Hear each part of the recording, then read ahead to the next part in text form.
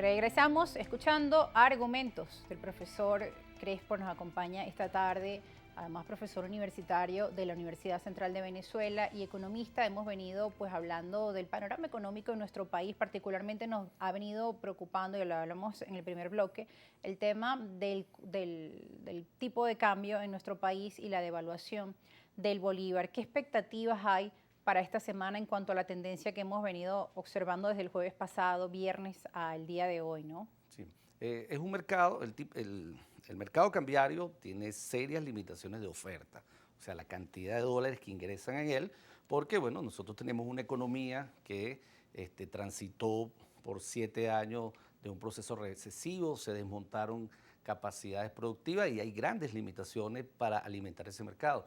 ¿Quién es uno de los grandes ofertantes del mismo? Es el Banco Central, con las intervenciones que está realizando los días lunes para tratar de contener ese tipo de cambio, y que era una de las advertencias que hacemos los economistas de que esa práctica no va a permitir que el tipo de cambio sea sostenible en el tiempo, o esa misma práctica en la medida que el Banco Central no tenga músculo financiero. Aspiraríamos, o se espera, perdón, que el Banco Central reaccione con mayor fuerza que la semana anterior para poder mantener la tranquilidad en ese mercado. Al cierre de hoy, mañana, veremos el comportamiento del mismo y los resultados. Pero si no existe una reacción por parte de la autoridad monetaria, el desplazamiento se va a mantener en los próximos días. Ahora, por ejemplo, la ley de grandes transacciones financieras, que pues desde el Ejecutivo escuchábamos declaraciones que lo que buscaba era proteger al bolívar, bancarizar, y que además la mayoría de las transacciones en nuestro país se realizaran en moneda nacional. Si no, pues habría que pagar este impuesto de 3%, ¿no? A compras que, bueno, no son tan grandes las transacciones, sino en todo tipo de compras, pero ¿de qué forma esto ha incidido en el tema de que la población prefiera tener bolívares, y sobre todo ahora en estos momentos de que se genera incertidumbre, ¿no? Con el tema de esta devaluación? Sí, ese impuesto lo caracterizamos en su momento y bueno, fue un impuesto muy agresivo, Sí. se amplió la base de tributantes. Y en definitiva, en vez de ser un impuesto a las grandes transacciones, lo que busca es lo definimos como un impuesto al uso del dólar, que encarece las operaciones cuando tú utilizas esa moneda. En las principales ciudades ha logrado disminuir un poco el tema transaccional del uso de la moneda. Hay algunas firmas de economistas que han registrado que de 60 disminuyó al 47 en los últimos meses el uso transaccional de la moneda. Pero la confianza sobre el bolívar no se decreta, o la confianza sobre una moneda no se decreta, se construye, y es a partir de tener una política económica creíble, donde las reglas de juego estén claras, donde el tema de la seguridad jurídica de las inversiones esté claro y se respeten los equilibrios en política monetaria, en política fiscal, en política comercial y en política cambiaria.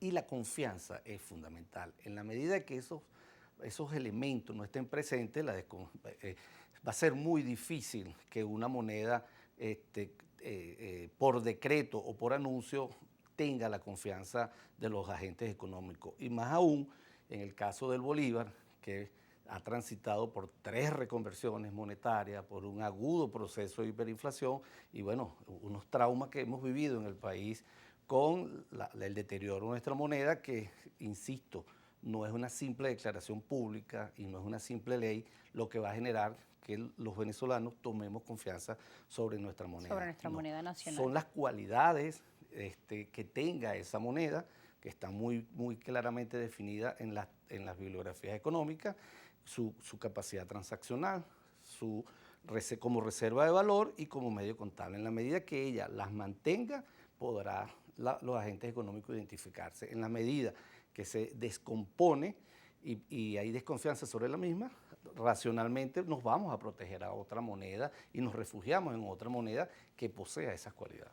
Ahora bien, hablando del tema de la moneda, vamos a revisar, seguimos revisando la prensa. En el periódico El Estímulo, en el portal digital, su versión digital, publican la campaña No Más Monitor y titulan de la siguiente forma. Ellos alegan que es una campaña para frenar el precio del dólar que hace reír a los economistas. Y vamos a revisar esta información. Dice, ya sobrepasó los 6 bolívares por dólar y está a punto de sobrepasar la barrera de los 7 bolívares. El precio del dólar, que estuvo estacionado o fluctuando lentamente a lo largo del año, empieza a acelerarse y eso pone nerviosos a más de uno que ven en esta escalada una posibilidad de revivir la devaluación de hace pocos años y la hiperinflación que vino con ella.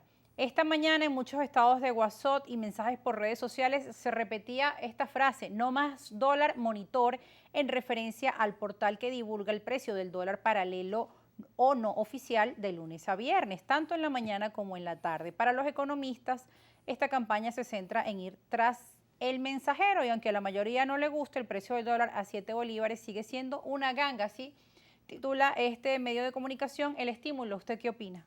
Sí, creo que el problema no es quién informa o cómo lo informa o dónde lo informa. Creo que hay factores económicos que están incidiendo sobre el comportamiento del tipo de cambio.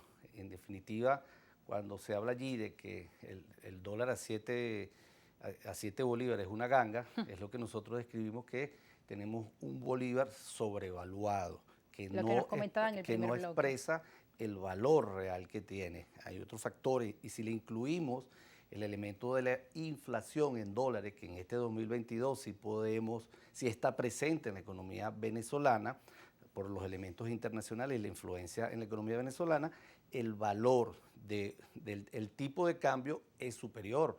Si revisamos algunos firmas que tienen equipos de métrica, las proyecciones dan que un tipo de cambio puede estar por encima de 17, 18 bolívares por dólar y están allí los elementos fundamentales.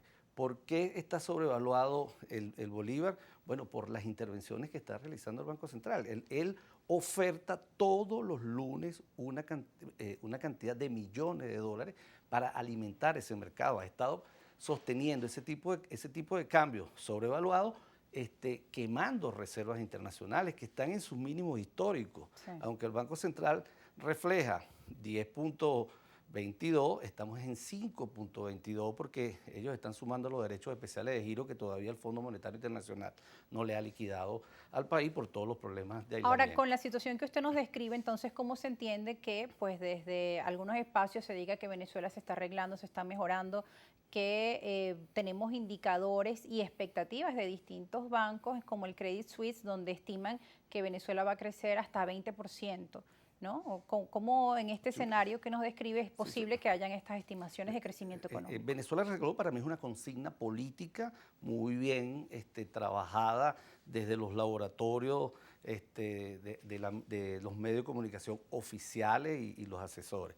Pero lo que sí, porque en Venezuela están presentes grandes distorsiones y el crecimiento económico que se proyecta para este 2022 y la resucitación de la economía en el 2021, después de salir de un gran espiral de depresión económica, fue producto de que se soltaron las amarras y los controles en la economía venezolana y los que describíamos al principio. Aquí hay un plan, aquí hay un viraje silencioso de la política económica, aquí hay un plan de ajuste silencioso que no se está discutiendo con el país. Aquí ya no se habla del segundo plan de la patria ni del plan de recuperación. Eso quedó atrás y hay un viraje que tiene que presentársele al país. Se están tomando medidas en lo fiscal, en lo monetario, pero que no ha sido discutido en búsqueda de generar un diálogo social y un consenso en el país.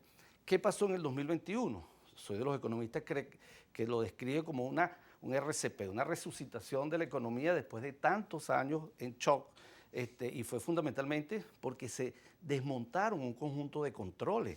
Recordemos que vivíamos en una economía donde prácticamente todo estaba controlado con una gran camisa de fuerza. Eso se fue desmontando en el 2018 la ley de los ilícitos cambiaron, sí.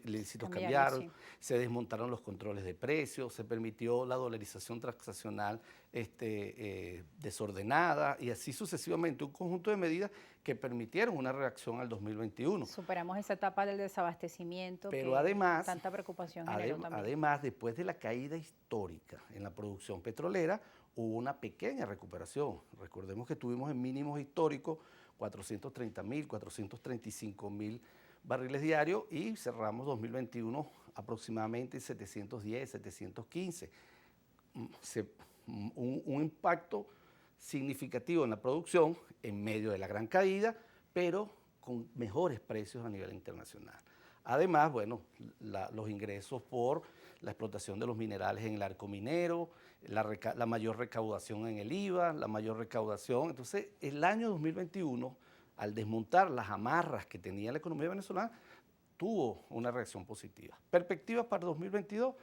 Vamos a hablarlas al regreso de la pausa, profesor, porque ya debemos ir con un corte. Hablaremos de esas perspectivas para el cierre del año 2022 y también qué se espera para el año que viene y sus recomendaciones a nuestra audiencia que están allí también muy atentos. Pueden hacernos sus preguntas, etiqueta argumentos, @argumentosgb en Instagram y @argumentos_gb en Twitter. Ya volvemos, no se aparten.